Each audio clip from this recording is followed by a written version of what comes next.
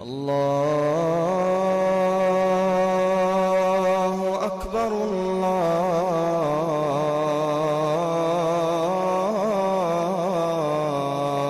أكبر.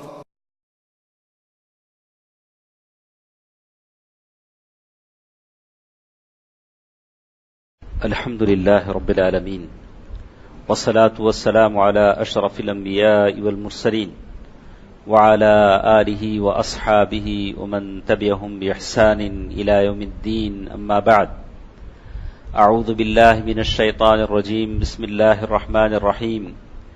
وعلى الثلاثة الذين خلفوا حتى إذا ضاقت عليهم الأرض بما رحبت وضاقت عليهم أنفسهم وظنوا أن لا ملجأ من الله إلا إليه ثم تاب عليهم ليتوبوا إن الله هو التواب الرحيم. محترم حضرات، بزرگوں، دوستوں، عزیزوں، ماں اور بہنوں، چھوٹے بچوں، کل کے درس میں ہم نے توبہ کے تعلق سے بہت ساری باتیں پڑھی سنی. اللہ تبارک و تعالی ہم تمام کو توبہ کرنے کی توفیق دے. ہم میں سے بہت سارے ایسے ہوں گے جنہوں نے اللہ تبارک و تعالیٰ کے بارگاہ میں توبہ کیا ہوگا. آج کی اس مجلس میں ہمارے ساتھ بخاری اور مسلم کی ایک عظیم حدیث ہے جس میں معلوم ہوتا ہے کہ اللہ تبارک و تعالیٰ توبہ کیسا قبول کرتے ہیں، کیسے اللہ تعالیٰ نے توبہ قبول کی ہے. بڑی دلچسپ حدیث ہے اور بہت سارے نصیحتیں، بہت ساری حکمتیں محدثین نے اس حدیث میں بیان کی ہیں. یقیناً سننے والوں کے لیے بہت ہی اس میں فائدہ ہوگا اور اس میں بہت سارے سبق انہیں ملیں گے. یہ حدیث جو اس حدیث کے جو راوی ہیں کعب بن مالک رضی اللہ تعالیٰ عنہ، یہ خود اپنی حدیث اور اپنے حالات بیان کرتے ہیں کہ کیا کچھ اس زمانے میں پیش آیا تھا. اللہ کے رسول صلی اللہ علیہ وسلم کا زمانہ تھا، جنگ بدر ہوئے 5 سال کا عرصہ ہوا تھا، اور اللہ کے نبی صلی اللہ علیہ وسلم کو معلوم ہوا کہ کچھ عیسائی بڑی تعداد میں مدینے پر حملہ کرنے کے لیے آ رہے ہیں اور 30,000 ان کی تعداد ہے، اور ایسے کچھ ان کا منصوبہ ہے، ایسے کچھ ان کے ارادے ہیں. غزوہ احزاب کے موقع پر جیسے ساری کفر اور طاغوت کی طاقتیں مدینے پر ٹوٹ پڑی تھیں، جیسے بہت سارے قبیلے تھے جو مسلمانوں پر حملہ کرنا چاہتے تھے غزوہ خندق کے موقع پر، تو بالکل ویسے ہی بہت سارے عیسائی مدینے پر حملہ کرنا چاہتے تھے. اللہ کے نبی صلی اللہ علیہ وسلم کو اطلاع ہوئی تو اللہ کے نبی صلی اللہ علیہ وسلم نے جنگ کی طرف کوچ کرنے کا اعلان کیا. اور اسی واقعے کو صحابی رسول کہتے ہیں کہ اللہ کے نبی صلی اللہ علیہ وسلم نے بہت سخت کڑی دھوپ کے موقع پر جنگ میں جانے کا ارادہ کیا. سارے صحابہ میں اعلان کر دیا کہ جنگ میں نکلنا ہے. تو اس وقت وہ صحابی رسول فرماتے ہیں کہ یہ عام نفیر تھی، عام آواز تھی، ساروں کو جنگ پر نکلنا تھا. مگر وہ جن کو اللہ تعالیٰ نے معذور قرار دیا، کوئی لنگڑا تھا، کوئی ان کی آنکھوں سے معذور تھا، یا ایسے لوگ تھے جو منافق تھے، وہ لوگ مدینے میں رہ سکتے تھے. اللہ کے رسول صلی اللہ علیہ وسلم نے جنگ پر نکلنے کا ارادہ کیا. تو صحابی رسول کہتے ہیں لم اتخلف عن رسول اللہ صلی اللہ علیہ وسلم فی غزوۃ غزاها الا غزوۃ تبوک. اور اس غزوے کا جو نام تھا غزوہ تبوک، جس جنگ میں نکلنے کے اللہ کے نبی صلی اللہ علیہ وسلم نے بات کہی. صحابی رسول کعب بن مالک رضی اللہ تعالیٰ عنہ فرماتے ہیں کہ میں کسی جنگ میں پیچھے نہیں رہا. جب کبھی اللہ کے نبی صلی اللہ علیہ وسلم نے جنگ کا اعلان کیا، میں آگے بڑھا اور جنگ میں جانے کا مکمل ارادہ کیا، لیکن اس جنگ میں پیچھے رہ گیا، جا نہیں سکا.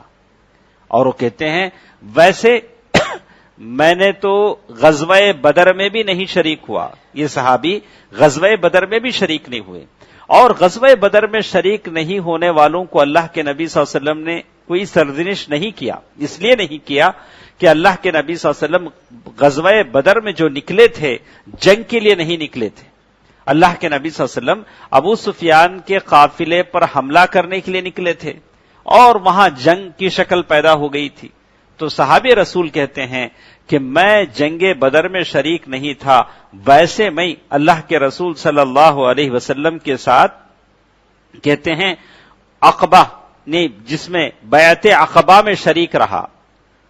کعب بن مالک رضی اللہ تعالیٰ عنہ بڑے مشہور شاعر، بڑے مشہور ادیب اور بہت ہی اچھی زبان بولنے والے، وہ صحابی اپنا قصہ بیان کرتے ہوئے کہتے ہیں کہ میں کسی جنگ میں پیچھے نہیں رہا سوائے غزوہ تبوک کے، اور جنگ بدر میں حاضر نہیں ہو سکا، لیکن لیلۃ العقبہ جو عقبہ بیعت عقبہ کی جو بات تھی اس میں میں شریک رہا. وہ بہت بڑی بات تھی کہ بیعت عقبہ میں اللہ کے رسول صلی اللہ علیہ وسلم کے ساتھ مکے کے کچھ لوگوں نے اللہ کے رسول صلی اللہ علیہ وسلم سے، مدینے سے کچھ لوگ آئے، اللہ کے رسول صلی اللہ علیہ وسلم کے ہاتھ پر بیعت کیا جب اللہ کے نبی صلی اللہ علیہ وسلم مکے میں تھے. تو صحابی رسول کہتے ہیں کان من خبری انی لم اکن قط اقوا، غزوہ تبوک کے موقع پر میرے پاس بڑی طاقت تھی، ہمت تھی، پیسہ تھا، 2 سواریاں میں نے جمع کر لی تھی اور میرا پورا ارادہ تھا کہ میں جنگ میں شریک ہوں گا، اور مجھے یہ تھا کہ آج نہیں کل مارکیٹ جاؤں گا، جو چیزیں ہیں خرید لوں گا اور اللہ کے رسول صلی اللہ علیہ وسلم کے ساتھ جنگ پر نکل جاؤں گا. 1 دن گزر گیا، 2 دن گزر گیا، تیسرا دن بھی گزر گیا، کچھ تیاری نہیں ہو سکی. معلوم ہوا کہ اللہ کے نبی صلی اللہ علیہ وسلم جنگ پر نکل چکے ہیں اور میں اسی میں تھا کہ آج پریپئر ہو جاؤں گا، آج تیاری کر لوں گا، کل تیاری کر لوں گا، اور اللہ کے رسول صلی اللہ علیہ وسلم جنگ پر نکل چکے. اور کہتے ہیں وَلَمْ يَكُنْ رَسُولُ اللَّهِ صلی اللہ علیہ وسلم يُرِيدُ غَزْوَةً إِلَّا وَرَّا، اللہ کے نبی صلی اللہ علیہ وسلم جب بھی کسی جنگ میں جانا چاہتے تو توریہ کرتے تھے. توریہ کا مطلب ہے کہ ایک طرف جانا ہوتا تو ایک طرف بولتے. اللہ کے نبی صلی اللہ علیہ وسلم ہمیشہ کانفیڈنٹ رکھتے، بات کو پھیلاتے نہیں کہ ہمیں وہاں جانا ہے. ایک طرف جانا ہوتا تو دوسری طرف بولتے. لیکن غزوہ تبوک کے موقع پر اللہ کے نبی صلی اللہ علیہ وسلم نے پوری طرح بتا دیا، بولا کہ ہم کو غزوہ تبوک جانا ہے. کیوں بتایا؟ بھاری تعداد میں دشمن تھا، دھوپ کا زمانہ تھا، اور پوری بات بتانی تھی تاکہ صحابہ پوری طرح پریپئر ہو جائیں، تیار ہو جائیں. تو اللہ کے نبی صلی اللہ علیہ وسلم نے ساری بات بتا دی، اور صحابہ رسول صلی اللہ علیہ وسلم کہتے ہیں کہ مسلمان 10,000 کی تعداد میں جمع ہوئے اور سارے اللہ کے رسول صلی اللہ علیہ وسلم کے ساتھ نکل گئے.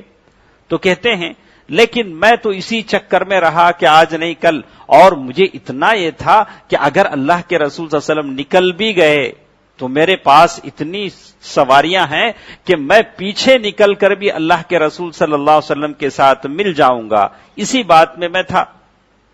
کہتے ہیں کہ اللہ کے رسول صلی اللہ علیہ وسلم نکل گئے، اور یہ صحابی کہتے ہیں کہ اللہ کے رسول صلی اللہ علیہ وسلم نکلنے کے بعد میں مدینے میں نکلا، بازار کی طرف نکلا تو دیکھا کہ مدینے میں کوئی صحابی باقی نہیں ہے، سارے اللہ کے رسول صلی اللہ علیہ وسلم کے ساتھ جنگ پر نکل چکے ہیں. ماں عائشہ رضی اللہ تعالی عنہا فرماتی ہیں کہ 80 لوگ مدینے میں اس وقت باقی رہ گئے تھے.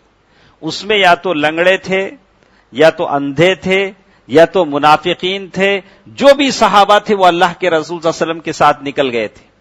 آپ سمجھ سکتے ہیں کہ وہ صحابی کی کیا حالت رہی ہوگی. ارے میں ہی پیچھے رہ گیا، اللہ کے نبی صلی اللہ علیہ وسلم جنگ میں نکل گئے اور میں بہت پیچھے رہ گیا.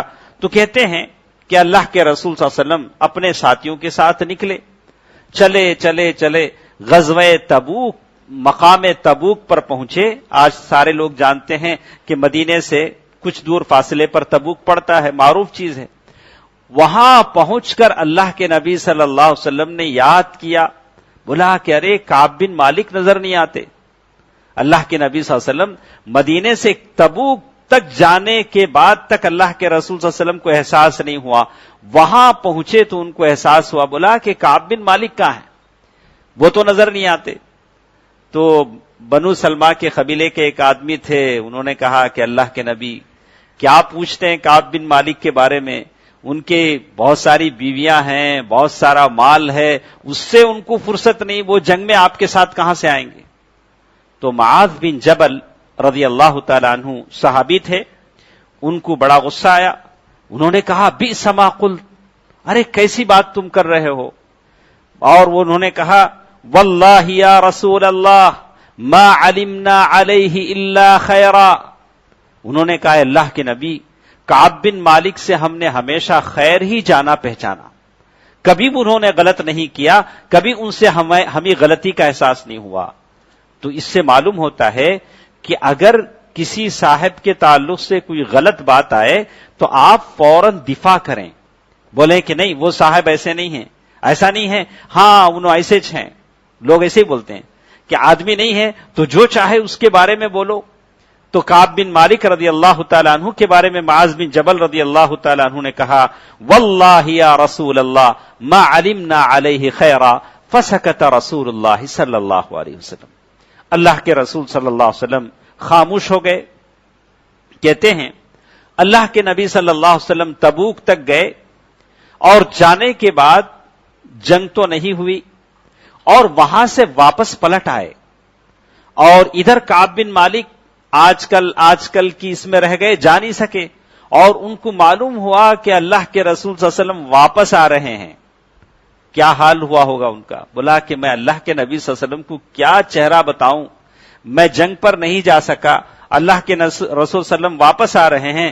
تو کہتے ہیں حضرنی ہمی، میں نے اپنی ہمت کو جمع کیا، کہتے ہیں کہ میں اپنی ہمت کو جمع کیا، وَتَفِقْتُ أَتَذَكَّرُ الْكِذْبَ وَأَقُولُ بِمَاذَا أَخْرَجُ مِنْ سَخْطِهِ غَدًا، بولا کہ اللہ کے نبی صلی اللہ علیہ وسلم واپس آئیں گے تو میں کیسے کل ان کے غصے سے بچ سکوں گا، اور میں نے پوری طرح اس بات پر یہ کر لیا کہ میں صرف سچ کہوں گا، سچ بول کر میں بچ سکوں گا، بولا کہ میں غلط تو نہیں کہوں گا، جو میرے ساتھ پیش آیا وہی کہوں گا اور بالکل سچ کہوں گا۔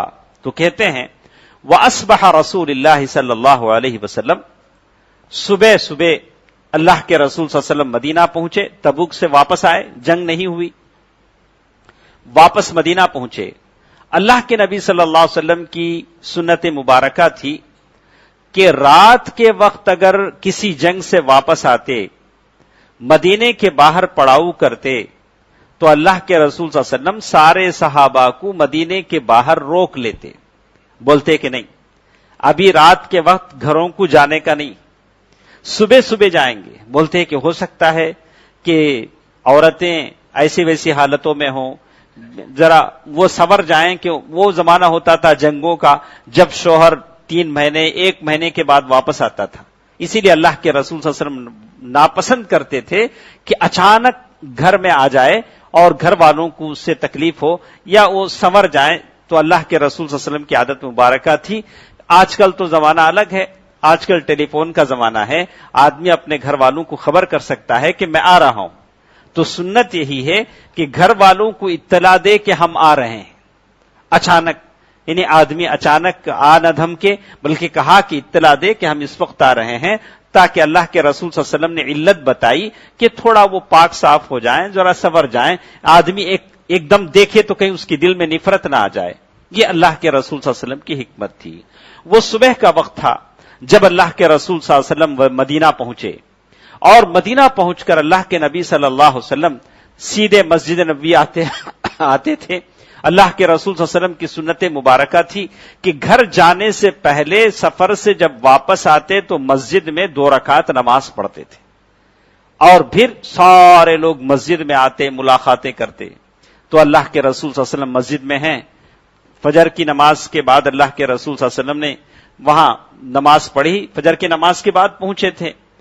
اور سنت یہی ہے کہ آدمی کسی سفر سے واپس آئے تو پہلے مسجد میں 2 رکعت نماز پڑھے، پھر اپنے گھر واپس جائے، جیسے اللہ کے رسول صلی اللہ علیہ وسلم کی سنت تھی۔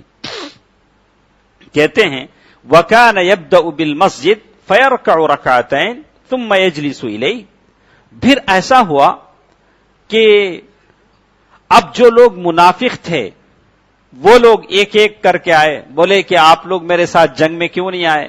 تو ایک ایک منافق نے ایک ایک بہانہ بنایا۔ اللہ کے نبی صلی اللہ علیہ وسلم نے ساروں کو چھوڑ دیا، بولا کہ ایک ایک منافق آتا، کوئی جھوٹی بات بولتا، اللہ کے رسول صلی اللہ علیہ وسلم اسے چھوڑ دیتے. کہتے ہیں فَقَبِلَ مِنْهُمْ رَسُولُ اللَّهِ صلی اللہ علیہ وسلم عَلَانِيَتَهُمْ وَبَايَعَهُمْ وَاسْتَغْفَرَ لَهُمْ. اللہ کے نبی صلی اللہ علیہ وسلم نے بس اتنا کہا، اللہ تعالیٰ آپ لوگوں کو معاف فرمائے، آپ نے جو عذر پیش کیا ہم اسے مان لیتے ہیں، ظاہر کو ہم مان لیتے ہیں، باطن اللہ کے حوالے کرتے ہیں. اللہ کے نبی صلی اللہ علیہ وسلم نے منافقوں سے یہ کہہ دیا. اب باری آئی کعب بن مالک کی. کہتے ہیں فجئتہ، میں پہنچا، فسلم، میں نے اللہ کے نبی صلی اللہ علیہ وسلم کو سلام کیا. تو اللہ کے نبی صلی اللہ علیہ وسلم کے بارے میں کہتے ہیں تبسم المغضب، اللہ کے رسول صلی اللہ علیہ وسلم نے غصے میں میری طرف ہنسا. یعنی اللہ کے نبی صلی اللہ علیہ وسلم مسکرائے، لیکن اس مسکراہٹ میں غصہ تھا. اللہ کے نبی صلی اللہ علیہ وسلم کے مسکراہٹ میں غصہ تھا. تو میں سیدھے گیا، جا کر اللہ کے نبی صلی اللہ علیہ وسلم کے سامنے بیٹھ گیا. اللہ کے نبی صلی اللہ علیہ وسلم نے پوچھا ما خلفک، اے کعب، ہم جنگ میں نکلے تھے، تم کیوں پیچھے رہے، تم کیوں ہمارے ساتھ نہیں آئے؟ اور مجھے معلوم ہے کہ تم نے 2 سواریاں بھی خریدی تھی جنگ میں آنے کے لیے. تو انہوں نے کہا بلا یا رسول اللہ، اللہ کے رسول بالکل صحیح ہے، میں نے 2 اونٹنیاں خریدی تھیں جنگ میں آنے کے لیے. انہوں نے ایک بات کعب بن مالک نے کہا، کہتے ہیں واللہ یا رسول اللہ لقد علمت، اگر میں کسی اور کے پاس بیٹھتا، آپ نہیں کسی اور کے پاس اگر میں بیٹھتا تو میں کوئی ایسا ریزن بتاتا، اور ویسے بھی مجھے بولنے کی اچھی طاقت ہے، میں کچھ نہ کچھ بات بدل سکتا ہوں. میں کسی اور کے سامنے بیٹھتا تو کچھ بدل کر کوئی بہانہ بنا دیتا اور میں بچ جاتا، لیکن اللہ تعالیٰ وحی کے ذریعے بتا دیتا کہ یہ جھوٹا ہے. اگر میں آپ کو خوش کر سکتا تھا لیکن اللہ ناراض ہو جاتا. اگر میں آپ کو صحیح بات بتا دوں، اگر آپ بھلے ناراض ہو جائیں لیکن ہو سکتا ہے اللہ تعالیٰ مجھے معاف فرما دے. اللہ کے نبی صلی اللہ علیہ وسلم کے سامنے کعب بن مالک نے کہا لا واللہ ما کان لی من عذر، کہا کہ اللہ کے نبی میرے لیے کوئی عذر نہیں تھا، اور میں بہت اچھے پیسے میرے پاس تھے اور صحت میری پاس تھی، اور میں آپ کے ساتھ جنگ میں آ سکتا تھا. اللہ کے نبی صلی اللہ علیہ وسلم نے ساری بات سن کر کہا اما ھذا فقط صدق، اس نے بالکل سچ کہا ہے. اللہ کے نبی صلی اللہ علیہ وسلم نے ساری بات سن کر کہا کہ اس نے بالکل سچ کہا ہے. فقم حتی یقضی اللہ فیک، اللہ کے نبی صلی اللہ علیہ وسلم فرمایا کہ اے کعب جاؤ یہاں تک کہ اللہ تعالیٰ تمہارا فیصلہ کرے. معلوم یہ ہوتا ہے کہ اللہ کے نبی کے ہاتھ میں کوئی فیصلہ نہیں، فیصلہ کون کرے گا؟ اللہ کرے گا. اللہ کے نبی صلی اللہ علیہ وسلم نے کہا کہ اے کعب جاؤ، اللہ تبارک و تعالیٰ تمہارا فیصلہ کرے گا. تو کہتے ہیں کہ میں وہاں سے اٹھ کر گیا تو میرے قبیلے کے بہت سارے لوگ مجھے پکڑ لیے، بولے کہ اے کعب بن مالک کیا آپ نے ایسا کام کیا؟ کچھ نہ کچھ جھوٹ موٹ بول دیتے اور اللہ کے رسول تمہارے لیے بھی استغفار کرتے، اور اللہ کے رسول کا استغفار کرنا ہی تمہارے لیے کافی تھا. اتنا ان لوگوں نے مجھے ذہن سازی کی، برائن واش کیا. مجھے ارادہ ہوا کہ پھر میں واپس جاؤں اور اللہ کے رسول صلی اللہ علیہ وسلم سے کہوں کہ نہیں اللہ کے نبی ایسا نہیں، ایسا ہوا تھا. اسی لیے کہتے ہیں کہ بروں کی صحبت میں آدمی کو نہیں بیٹھنا چاہیے، یا ایسے لوگوں کی صحبت میں نہیں بیٹھنا چاہیے جو آپ کے مسٹیک کو، غلطی کو اچھا بولیں. وہاں وہی ہوا تھا، یہ تو صحیح بول کر آ گئے تھے، لیکن وہ بنو سلمہ کے جو لوگ تھے انہوں نے کہا کہ اگر آپ نے ایسی بات کیوں کہی، اگر آپ کوئی نہ کوئی بات بول دیتے تو اللہ کے رسول صلی اللہ علیہ وسلم مان لیتے. لیکن کعب بن مالک رضی اللہ تعالیٰ عنہ نے ایک بات پوچھی، کہا کہ میں نے جو بات صحیح بات اللہ کے نبی صلی اللہ علیہ وسلم کو بتایا ہے، کیا ایسے ہی کسی اور نے بھی بتایا ہے؟ تو لوگوں نے بتایا کہ ہاں 2 اور آدمی ہیں جو بالکل صحیح بات اللہ کے نبی صلی اللہ علیہ وسلم کو بتائے ہیں کہ ان کے پاس کوئی عذر نہیں ہے. بولا کہ وہ کون؟ بولا کہ ایک ہلال بن امیہ ہیں، ایک مرارہ بن ربیعہ الواقفی ہیں، 2 صحابہ ہیں جو بالکل تمہاری طرح بولے ہیں. تو کعب بن مالک نے کہا کہ یہ دونوں کے دونوں بدری صحابی ہیں، بدر کی جنگ میں شریک ہوئے. تو بولا تب تو ٹھیک ہے، میں نے جو کیا ٹھیک ہے، میں اس میں اکیلا نہیں ہوں، میرے ساتھ اور بھی 2 صحابہ ہیں، ایک ہلال ابن امیہ اور دوسرے مرارہ بن ربیعہ الواقفی، اور 2 صحابہ میرے ساتھ ہیں۔ اور وہ کہتے ہیں کہ اللہ تبارک و تعالیٰ نے کہہ دیا کہ فَذَكَرُوا لِي رَجُلَيْنِ صَالِحَيْنِ قَدْ شَهِدَا بَدْرًا، کہا کہ بس کہتے ہیں فَمَضَيْتُ حِينَ ذَكَرُهُمْ لِي، اور اللہ کے رسول صلی اللہ علیہ وسلم نے منع کر دیا سارے مسلمانوں کو کہ ان تینوں آدمیوں سے کوئی آدمی بات نہ کرے۔ کیا عجیب بات ہوگی، صحابہ ایک دوسرے کو ملتے تھے تو سلام کرتے تھے، بیچ میں دیوار آ جائے تو پھر ملتے تو سلام کرتے تھے، ادھر اللہ کے نبی صلی اللہ علیہ وسلم کا حکم آیا کہ ان تینوں سے کوئی آدمی بات نہ کرے۔ اللہ کے رسول صلی اللہ علیہ وسلم کا حکم تھا۔ کن تینوں سے؟ کعب بن مالک، مرارہ بن ربیعہ العمری اور ہلال ابن امیہ الواقفی، کہا کہ ان تینوں آدمی سے کوئی بات نہ کرے۔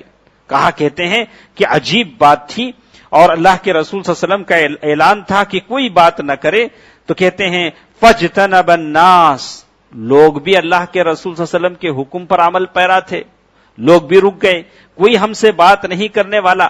حَتَّى تَنَكَّرْتُ فِي نَفْسِي الْأَرْضِ، کعب بن مالک کہتے ہیں مجھے ایسا محسوس ہوا کہ زمین بیگانہ ہو گئی، لوگ بیگانے ہو گئے، مدینہ سارے کا سارا بیگانہ ہو گیا۔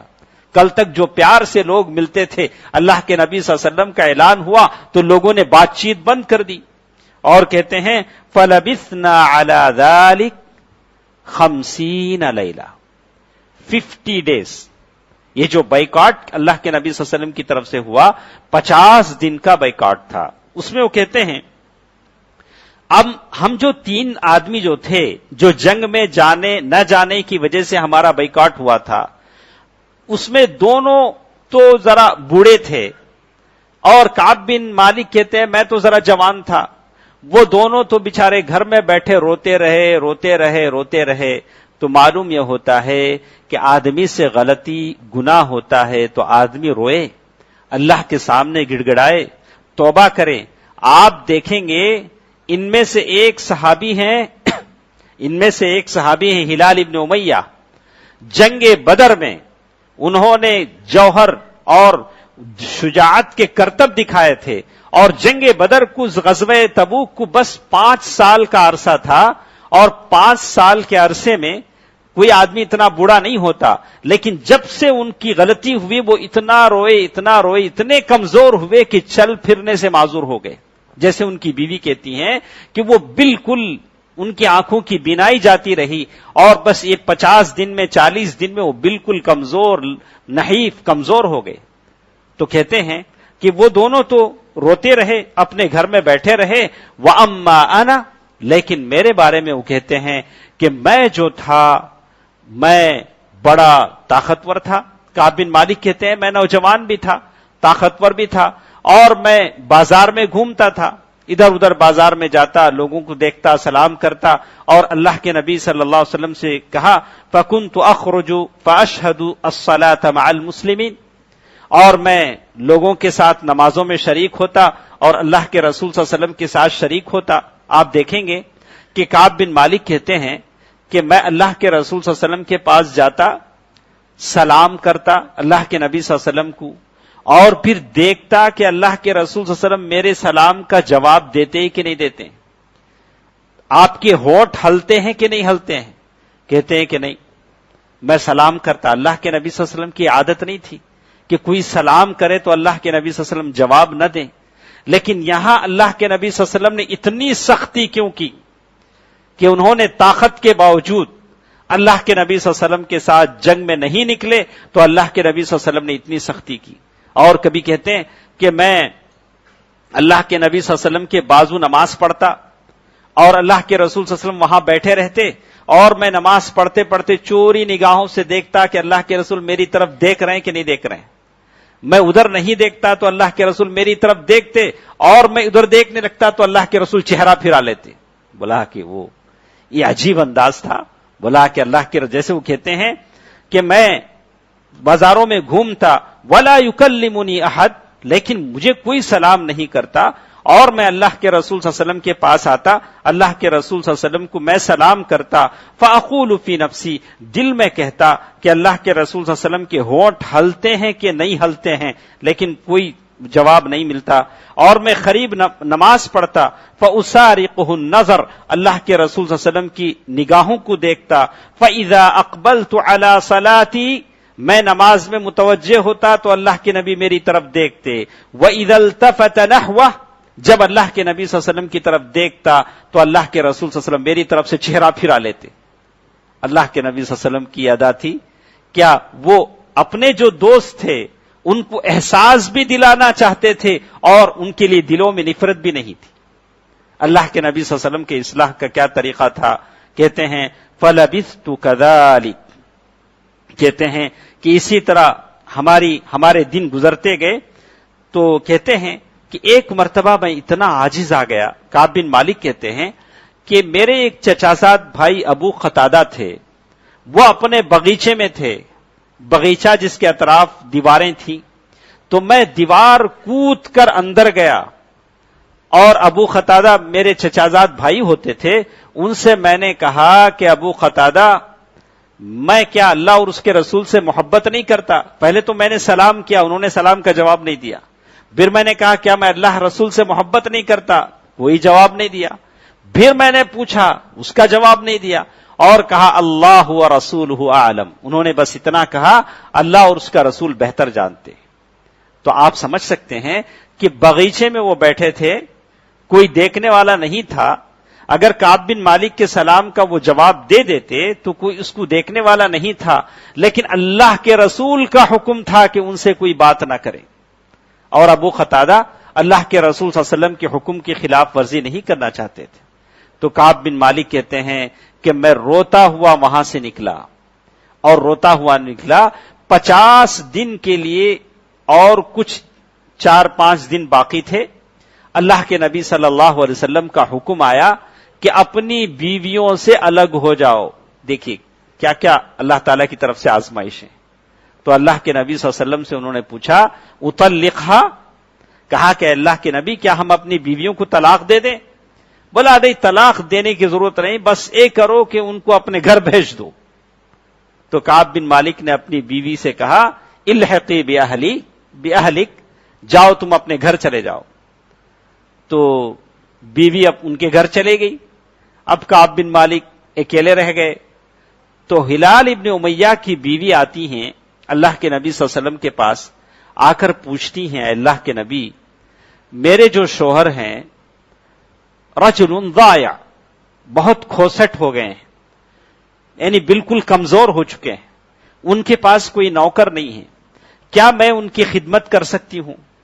کیا انداز ہوگا؟ ویسے بیوی پر گھر کے کام کاج ضروری ہیں، واجب ہیں؟ کیا واجب ہیں؟ کوئی بول سکتے ہیں واجب ہیں؟ واجب نہیں ہے۔ اگر بیوی کرتی ہیں تو اس کا احسان ہے، بیوی پر ضروری نہیں ہے کہ وہ آپ کے کام کاج کرے، آپ کے کپڑے دھوئے، آپ کے لیے بہت ساری خدمتیں کریں، تو اس کے لیے ضروری نہیں ہے۔ لیکن اللہ کے رسول صلی اللہ علیہ وسلم کے زمانے میں یہ بیویاں تھیں، جیسے حضرت زبیر بن عوام رضی اللہ تعالی عنہ کی بیوی تھی، جو دور سے ان کی جو زمین تھی وہاں سے وہ اونٹوں کے لیے چارہ، کھجور کے بیج لا کر اسے کوٹ کر اونٹ کا چارہ بناتی تھی، ایسا بہت سارا کام کاج کرتی تھی۔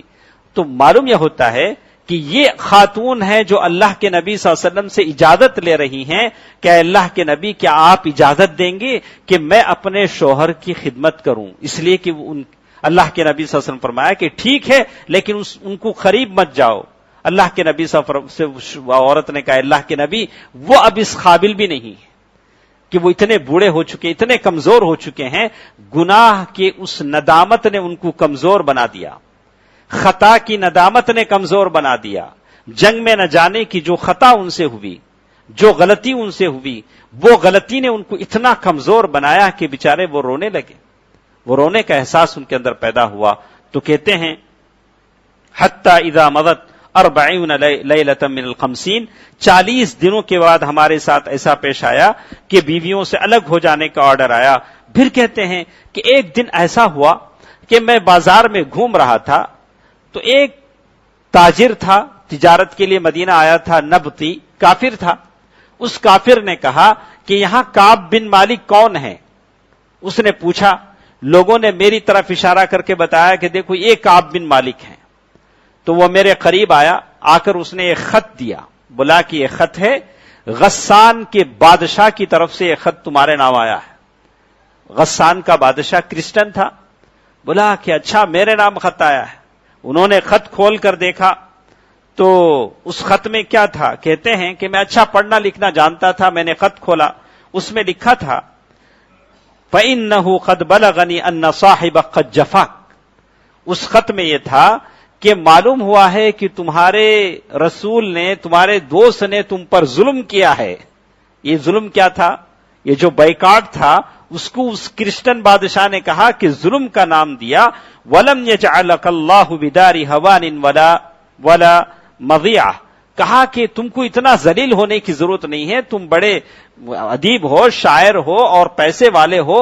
اور اس نے کہا فَالْحِقْ بِنَا نُوَاسِكَ، بولا کہ مدینہ چھوڑو ہمارے پاس آ جاؤ، ہم تم کو جو چاہے دیں گے. تو دیکھا آپ نے، یعنی اس زمانے میں بھی کافروں کی، عیسائیوں کی، یہودیوں کی پوری کوشش تھی کہ ایسے ہونہار قابل لوگوں کو مسلمانوں سے الگ کیا جائے.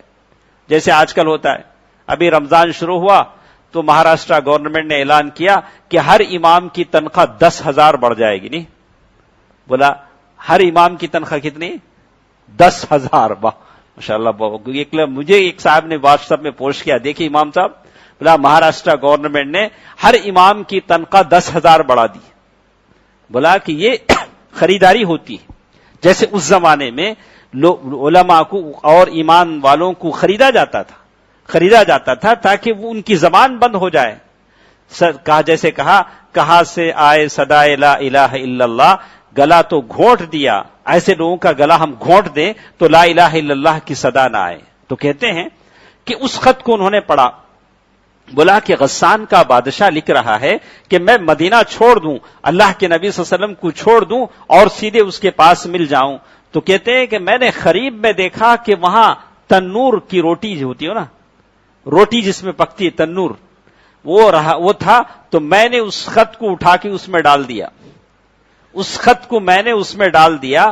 وہ خط لانے والا دیکھ رہا تھا، اس خط کا جواب یہی تھا، میں نے اس خط کو جلا دیا. تو علماء نے اس میں یہ بات بتائی کہ اس خط میں کیا تھا؟ اللہ کا نام تھا. نہیں، اللہ کا نام تھا. خط لکھنے والے نے لکھا تھا کہ اللہ نے تم کو ذلیل نہیں بنایا. تو اللہ کا نام جس میں لکھا ہوا ہو اگر اسے جلا دیا جائے تو کوئی حرج نہیں.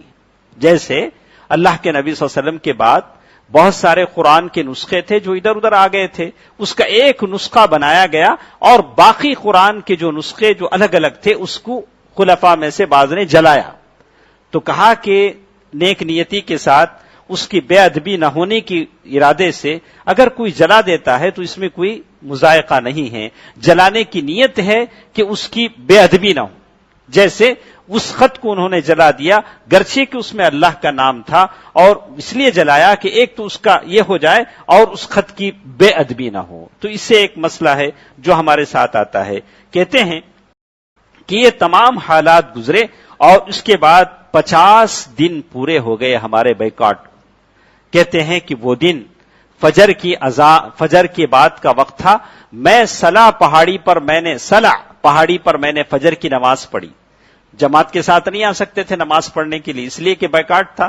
کہا کہ وہاں میں نے نماز پڑھی تو میں نے نماز پڑھ کر دیکھا کہ ایک گھوڑ سوار ہے، گھوڑے پر تیزی سے دوڑتا آ رہا ہے اور اس کے آنے سے بڑھ کر اس کی آواز اس سے پہلے پہنچ رہی ہے. اور دور سے آتے ہوئے اس نے کہا کہ یا کعب ابن مالک ابشر. آنے والے نے کہا کہ کعب ابن مالک خوش ہو جاؤ. تو میں نے کہا فخررت ساجدا، میں سجدے میں گر پڑا. کعب بن مالک کہتے ہیں کہ میں سجدے میں گر پڑا اور مجھے معلوم ہو گیا کہ اللہ نے آسمان سے ہماری معافی کی منادی سنا دی. ہم تینوں کو اللہ تعالیٰ نے آسمان سے معاف ترقی کی مژدہ خوشخبری سنا دی ہے، تو میں سجدے میں گر پڑا۔ یہ سجدہ کون سا تھا؟ سجدہ شکر۔ سجدہ شکر ایک سجدہ ہے، اس کے لیے کوئی الگ سی دعا نہیں ہے۔ سبحان ربی الاعلیٰ جو دعا آدمی پڑھتا ہے کر سکتا ہے۔ اگر کوئی بچہ پاس ہو جائے، کسی کی ماں کو اللہ تعالیٰ شفایابی دے دے، کسی کو نوکری دے دے، کسی کو کوئی اچھا موقع مل جائے، تو وہ سجدہ شکر کر سکتا ہے، اور جیسے یہ صحابی نے کیا۔ اور آپ دیکھیں گے جیسے ہی وہ آنے والا آیا اور اس نے خوشخبری سنائی، تو فوراً انہوں نے جو کپڑا پہنا تھا خمیص اٹھا کر اسے دے دیا۔ بولا کہ اب میرے پاس خمیص نہیں تھی، ایک ہی خمیص تھی جو میں نے دے دیا۔ تو معلوم یہ ہوتا ہے کہ خوشخبری سنانے والے کو ہدیہ دینا بھی سنت ہے۔ لوگ دیتے کیا؟ بولا کہ خوشخبری کوئی سناتا ہے، کوئی آ کر آپ کو خوشخبری سناتا ہے، تو کہا کہ اسے آپ کوئی ہدیہ دیتے ہیں، تحفہ دیتے ہیں، تو کہا کہ یہ صحابہ کی سنت ہے۔ تو وہ صحابی کہتے ہیں کہ میں نے اپنا ڈریس اسے دے دیا اور مجھے کوئی ڈریس نہیں تھا، میں نے اور ایک صاحب سے ایک ڈریس مستعار لیا۔ مستعار لینے کو کیا بولتے ہیں؟ لینڈنگ، یعنی میں نے قرض، میں نے دوسرے سے ایک ڈریس لیا، اس لیے کہ مجھے اللہ کے نبی کے پاس جانا تھا، اللہ کے نبی صلی اللہ علیہ وسلم کے پاس جانا تھا، میں نے ان سے وہاں سے ایک ڈریس لیا اور اللہ کے رسول صلی اللہ علیہ وسلم کے پاس پہنچا، اور حالت یہ تھی کہ فجر کی نماز ختم ہوئی ہے، سارے صحابہ ہیں، اور ایک ایک آگے بڑھ کر مبارک مبارک۔ مولا کل تک یہ لوگ تھے سلام کرے تو سلام کا جواب نہیں دیتے تھے، اور آج جیسے ہی اللہ تعالیٰ نے معاف کیا، سارے لوگ کہہ رہے ہیں مبارک مبارک۔ کہتے ہیں کہ وانطلقت الی رسول اللہ صلی اللہ علیہ وسلم، میں اللہ کے رسول صلی اللہ علیہ وسلم کے پاس پہنچا۔ اللہ کے رسول صلی اللہ علیہ وسلم وہاں مسجد میں تھے، تو میری طرف ایک صحابی تھے اٹھ کر کھڑے ہوئے، وہ طلحہ بن عبید اللہ تھے۔ طلحہ بن عبید اللہ مہاجرین میں سے ہیں، وہ 8ویں آدمی ہیں جو اسلام قبول کیے مکے میں، اور 5 میں سے ایک ہیں جو ابوبکر رضی اللہ تعالیٰ عنہ کے ذریعے سے اسلام قبول کیے۔ اور اللہ کے رسول صلی اللہ علیہ وسلم جنگ احد میں اللہ کے رسول صلی اللہ علیہ وسلم کے اطراف جب تیروں کی بارش ہو رہی تھی، تو طلحہ بن عبید اللہ رضی اللہ تعالیٰ عنہ تھے جنہوں نے آڑ کا کام کیا تھا، یہاں تک کہ ہاتھ تیر روکتے روکتے آپ کا ہاتھ شل ہو گیا، تو آپ نے ہنس کہا۔ اللہ کے نبی صلی اللہ علیہ وسلم، ہنس کا مطلب تکلیف سے، اللہ کے رسول صلی اللہ علیہ وسلم فرمایا اگر تم اللہ کہتے تو لوگوں کے دیکھتے دیکھتے فرشتے تم کو آسمان پر اٹھا لیتے۔ وہ تھے طلحہ بن عبید اللہ رضی اللہ تعالیٰ عنہ، یعنی جنتی 10 مبشرہ میں سے ایک۔ اللہ کے نبی صلی اللہ علیہ وسلم نے طلحہ بن عبید اللہ کے بارے میں کہا کہ اگر کوئی جنتی کو زمین پر چلتا ہوا دیکھنا چاہے تو وہ طلحہ بن عبید اللہ کو دیکھے، طلحہ بن عبید اللہ رضی اللہ تعالیٰ عنہ کو دیکھے۔ وہ اٹھ کر کھڑے ہوئے تو کعب بن مالک کہتے ہیں کہ مجھے احساس ہو گیا کسی نے اٹھ کر نہیں کھڑا، لیکن طلحہ بن عبید اللہ، میں ان کو کبھی نہیں بھولوں گا۔ اور اللہ کے رسول صلی اللہ علیہ وسلم کے بارے میں کہتے ہیں کہ اللہ کے رسول صلی اللہ علیہ وسلم کا چہرہ اتنا روشن تھا جیسے چاند کا ٹکڑا، یعنی میری بشارت جب آئی کأنہ قطعۃ قمر، یعنی استنار من، یعنی اتنا اللہ کے نبی صلی اللہ علیہ وسلم کا چہرہ پر نور ہو گیا، چاند کا ٹکڑا ہو۔ اللہ کے نبی صلی اللہ علیہ وسلم مسکرانے لگے اور مجھے قریب بٹھایا اور کہا، ایک بات اللہ کے نبی صلی اللہ علیہ وسلم نے فرمایا، کہا کہ ایسے لگتا ہے ابشر بخیر یوم مر علیک منذ ولدتک امک، کہا کہ اے کعب بن مالک آج تم ویسے ہو جیسے تمہاری ماں نے تمہیں پیدا کیا، جنا ہے، اللہ تعالیٰ نے تمہاری خطائیں معاف فرما دی۔ تو کعب بن مالک بھی کیسے آدمی تھے، انہوں نے کہا کہ اس خوشی میں انہوں نے کہا اللہ کے نبی میں سارا مال اللہ کے راہ میں خیرات کر دینا چاہتا ہوں، میرا جتنا مال ہے سارے کا سارا میں اللہ تعالیٰ کے راہ میں خیرات کر دینا چاہتا ہوں۔ تو لیکن اللہ کے نبی صلی اللہ علیہ وسلم نے فرمایا کہ نہیں، کوئی بات نہیں، ایسا کرو اپنا کچھ مال باقی رکھ لو، ثلث مال خرچ کرو، کچھ مال باقی رکھ لو۔ تو کہا کہ خیبر میں جو میرا حصہ ہے وہ رکھ لوں گا، لیکن اس خوشی میں جو اللہ تعالیٰ نے مجھے معاف کیا ہے، میری بخشش فرمائی ہے، میں سارا مال اللہ تعالیٰ کی راہ میں خیرات کر دینا چاہتا ہوں۔ دیکھا آپ نے، یہ خطا ہوئی تو کتنی نیکیاں انہوں نے کی۔ ایک سجدہ شکر کیا، دوسرا لانے والے کو خوشخبری کے معاوضے کے صلے میں اپنا لباس دے دیا. پھر اللہ کے رسول صلی اللہ علیہ وسلم نے بشارت کی بات بتلائی تو کہا کہ سارا مال میں اللہ تعالیٰ کی راہ میں خیرات کر دینا چاہتا ہوں. تو وہ کیسے لوگ تھے, کیسے کیسے ان کی نیکیاں تھیں. کہا کہ میں وقلت یا رسول اللہ ان اللہ انما نجانی بالصدق, میں نے کہا اللہ کے نبی, اللہ تبارک و تعالیٰ نے مجھے سچائی کی وجہ سے, صدق کی وجہ سے اللہ تعالیٰ نے مجھے نجات دی تھی. ان الصدق یہدی الی البر وان البر یہدی الی الجنہ. آدمی کو ہمیشہ سچا ہونا چاہیے, یہی سچائی ہے جس کی وجہ سے ہماری توبہ اللہ کے بارگاہ میں مقبول ہوتی ہے. آپ سچے رہیں, ہم سچے رہیں, اللہ تعالیٰ ضرور ہماری توبہ قبول کرے گا. یہ واقعہ تھا کعب بن مالک کا جو میں آپ کے سامنے رکھنا چاہتا تھا تاکہ ہم جان سکیں کیسے اللہ تبارک و تعالیٰ نے اس عظیم آدمی کی توبہ کو قبول کیا. اللہ تعالیٰ ہماری توبہ کو بھی قبول کرے گا جبکہ ہم اپنے معاملات میں اللہ تعالیٰ سے سچے ہوں. اللہ تبارک و تعالیٰ سے دعا ہے کہ اللہ تبارک و تعالیٰ ہم تمام کو اس کی توفیق دے کہ ہم اپنے معاملات کی اصلاح کر لیں, اللہ تبارک و تعالیٰ کی سے کیے ہوئے وعدے کی سچائی کے ساتھ اسے پورا کریں. اللہ تبارک و تعالیٰ زندگی کے ہر معاملے میں ہم تمام کو سچا رکھے. آمین برحمتک یا ارحم الراحمین والحمد للہ رب العالمین. والسلام علیکم ورحمۃ اللہ وبرکاتہ.